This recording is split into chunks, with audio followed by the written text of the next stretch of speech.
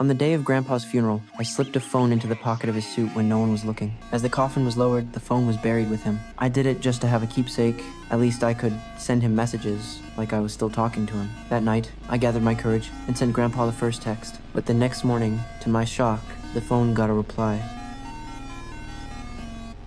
I ran to tell my dad, saying Grandpa might not actually be dead. We had to open the coffin and check. But Dad just shook his head and said I was crazy. He reminded me that the coroner had already done an autopsy to determine the cause of death. They even removed Grandpa's heart. There was no way he was still alive. As for the text, Dad thought the phone might have been hacked, but I knew that was impossible. The message used a special letter code, something only Grandpa and I knew. No outsider could have understood it. Unable to convince Dad, I went to the cemetery alone. I called the phone buried in the coffin. It rang for a long time, but no one answered. If he was really alive and could text, why wouldn't he pick up? The matter went unresolved, and life slowly returned to normal. I pushed it all to the back of my mind, until one day, at the school dance, I finally worked up the nerve to ask a girl in class to dance. I had no idea it would anger the school bully. He dragged me outside, said nothing, and started beating me. Before he left, he twisted my body into a humiliating pose, a final act of public shame. Luckily, my homeroom teacher showed up in time and pulled me out. He helped clean my wounds and even offered to testify against the bully, but I declined. I didn't want to worry Dad, and I was afraid that if things escalated, the retaliation would be worse. So after I got home,